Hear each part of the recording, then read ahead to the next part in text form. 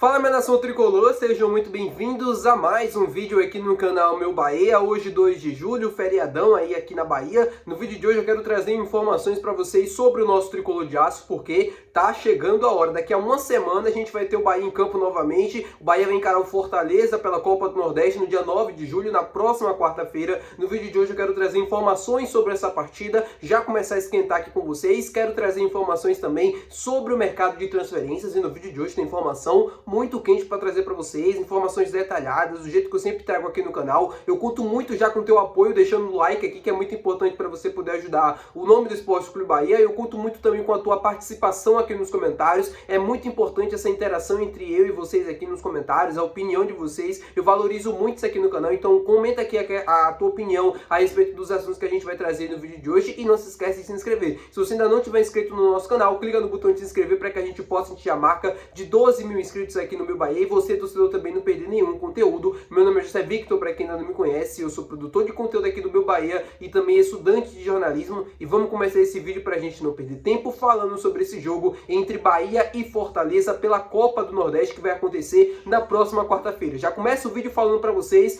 sobre transmissão. O jogo vai ser transmitido na TV aberta. A TV Aratu já confirmou que vai transmitir Bahia e Fortaleza próxima quarta-feira às 9h30 da noite, ou seja, se você torcedor não for para ali na Fonte Nova, vai poder acompanhar em TV aberta, né? Para quem não tem aí TV por assinatura, vai poder acompanhar tranquilamente no canal 4 TV Aratu, transmitindo aí esse jogão que, como eu falei para vocês, é jogo único, tá? Muita gente ainda não se acostumou com essa fase da Copa do Nordeste, essas novas regras. É jogo único, venceu, tá na semifinal, e vai ser um jogo muito importante para as duas equipes. Fortaleza, que não vem vivendo um bom momento, e vai tentar usar esse jogo contra o Bahia para tentar dar um up na temporada, porque também já tem clássico depois pelo Campeonato Brasileiro contra a equipe do Ceará, e pelo lado do Bahia é manter a boa fase, é vencer um rival, é eliminar o Fortaleza, que já foi carrasco do Bahia, né, e algumas outras oportunidades pela história recente. E aí a gente, torcedor, principalmente eu, né, tenho esse sentimento meio que de revanche com Fortaleza, principalmente por conta daquele rebaixamento de 2021. Então sempre que a gente tem a oportunidade de eliminar o Fortaleza em algum momento, é sempre bom. E para esse jogo, o Fortaleza não vai contar com o atacante Moisés, tá, meu povo? O Moisés segue lesionado, eu não vou aqui comemorar a lesão de ninguém, nem dizer que é uma boa notícia, mas é uma informação que eu preciso passar. O Moisés não vai encarar esse jogo contra o Bahia, ainda está se recuperando de lesão e nem vai viajar para Salvador. Ou seja, é um desfalque importante no time do Fortaleza, que manteve o técnico Vojvoda no comando técnico, estava muito pressionado antes da pausa para a Copa do Mundo de Clubes, e aí o Fortaleza estava decidindo se iria manter o treinador argentino ou não, decidiu pela permanência, e agora ele vai ter mais uma chance contra o Bahia. Por isso que eu falei que esse jogo para o Fortaleza é muito importante. O Fortaleza precisa vencer esse jogo se quiser ter paz na temporada, se quiser ter paz para os próximos dias, e principalmente para o Vojvoda, né? Ele precisa começar a ganhar novamente a confiança da diretoria, do torcedor. Eu sei que da diretoria ele tem, até porque ele foi mantido no cargo, mas ele precisa oxigenar o trabalho dele, ele precisa respirar, né? Então essa vitória contra o Bahia seria importante nesse sentido. Mas pra gente, como eu falei pra vocês, um jogo super importante. Eu quero muito que o Bahia conquiste a quinta taça da Copa do Nordeste, e eu vejo esse ano de 2025 como uma boa oportunidade para isso acontecer. O Bahia é indiscutivelmente o melhor time da região, pelo menos praticando futebol nesses últimos tempos, né? Esses últimos jogos aí de Campeonato Brasileiro, até de Libertadores também. O Bahia competiu muito bem, apesar da eliminação, caiu num grupo muito complicado, e aí a gente espera que o Bahia de fato consiga conquistar essa quinta taça aí da Copa do Nordeste. Falar agora sobre o mercado de transferências com vocês. Quero trazer algumas informações e pontuações aqui bem importantes relacionadas ao que vai acontecer nos próximos dias, mas também nos próximos meses. Vou começar com calma, vou começar falando sobre o lateral esquerdo Rian, que estava emprestado para um time lá na Ucrânia. Vocês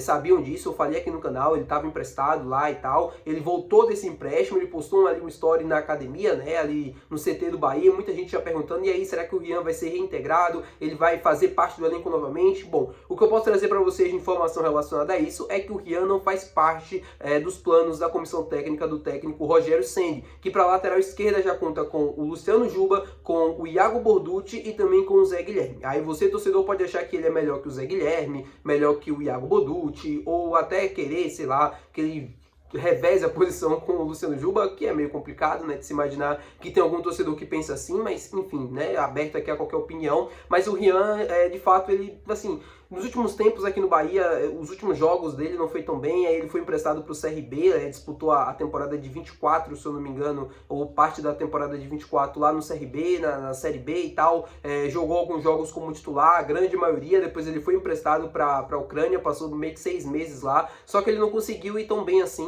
não conseguiu evoluir tanto como se esperava do Rian, e por isso, né, ele deve ser negociado novamente pelo Bahia. O mais provável que aconteça é mais um empréstimo. Sobre Douglas Borel, ele tinha contrato com o Bahia, o contrato se encerrou, e aí ele foi anunciado pelo Santa Clara de Portugal, ou seja, o Douglas Borel, que também surgiu, eu lembro que na época que ele surgiu ali, 2018, 2019, era tido como uma grande promessa da lateral direita do Bahia, se esperava muito do Douglas Borel, ele começou muito jovem também no profissional, assim como o Juan Pablo, por exemplo, eu lembro que ele estreou com 16 ou foi com 17 anos, algo próximo a isso, acho que foi com 16 anos também, se esperava muito dele, eu lembro que tinha toda aquela coisa, ele foi treinar inclusive lá na Alemanha, fez um período de testes, de treino e tal, mas não conseguiu vingar. Ele teve alguns empréstimos, ele jogou com a camisa do Goiás, teve outros empréstimos também para outras equipes menores aí do futebol brasileiro, tava no Criciúma também, se eu não me engano, o Criciúma foi o Miqueias, mas ele rodou com algumas equipes, né, da Série B e tal, para tentar ganhar minutagem, para tentar evoluir, mas assim como o Rian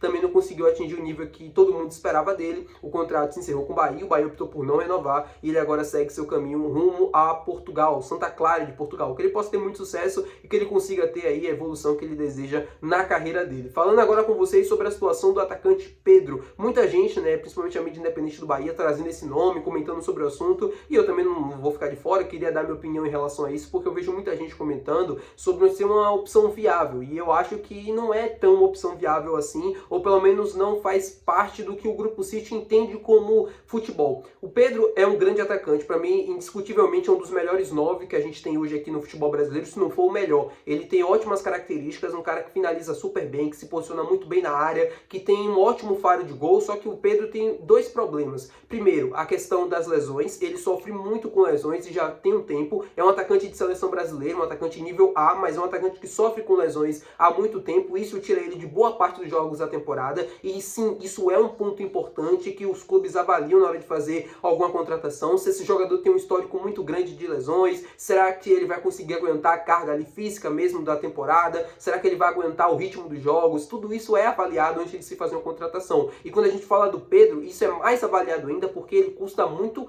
caro, é o outro problema que tem em relação ao Pedro. O Pedro tem um alto custo salarial, um alto custo de transferências, ele tem contrato com o Flamengo até 2027, para quem tá boiando nesse assunto do Pedro, o Flamengo tá aceitando negociar o Pedro com qualquer equipe que deseja contratar o centroavante, né? Tá disposto a escutar uma proposta por ele, caso agrade o clube carioca. E isso vai acontecer, pelo menos ali no início de 2026, eu acredito mesmo que ele vai receber mais ofertas, que é quando vai ter finalizado a temporada, e aí sim o Pedro pode decidir o futuro dele. É um jogador que é negociável pelo Flamengo, a ideia mesmo do Flamengo é vender o Pedro para trazer um outro camisa 9 que seja mais participativo no jogo sem a bola, que seja um pouco mais intenso, características que não se assemelham tanto com a do Pedro. Eu não acho que isso é um problema, por exemplo, para que ele pudesse jogar no Bahia. Claro que ele teria que se acostumar, claro que ele teria que se moldar, né, em termos ali do que se propõe a fazer o Bahia, né, é um atacante que precisa se encaixar dentro do esquema do clube, dentro daquilo que a gente precisa fazer, e eu acho que isso aqui não seria nenhum problema, porque ele é um atacante muito bom, ele é muito inteligente, então eu acho que ele conseguiria se acostumar dentro da proposta do Bahia, dentro da proposta do Rogério. O problema seria mais a questão salarial, a questão econômica e tal, e a questão também das lesões. Para o Bahia, será que vale a pena pagar ali quase 2, 3 milhões de reais a um jogador por mês, para que ele possa ficar de fora ali de 20, 30% da temporada? É um ponto importante a ser avaliado. Será que no momento mais importante que a gente precisar do Pedro, será que ele vai estar à disposição para jogar? Bom, eu não sei, ele está convivendo com lesões recentemente na carreira, então é um ponto de incógnita. Pode ser que aconteça, pode também ser que não aconteça. Pode ser que aqui ele não sofra com lesões e que ele consiga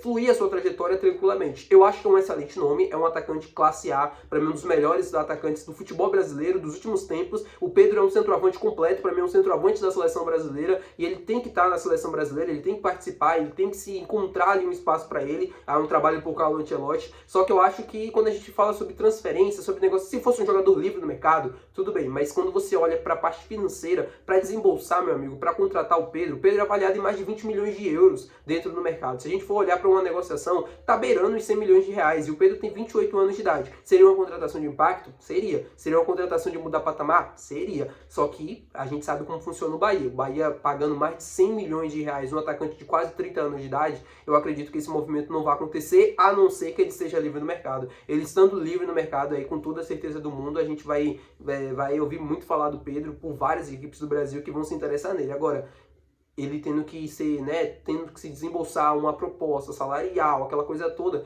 não me parece ser uma negociação viável para o Bahia, não. Comenta aqui embaixo a tua opinião, quero muito saber. Não deixe de deixar o teu like, é muito importante. Deixe de se inscrever no nosso canal. Até o próximo vídeo, valeu, tchau.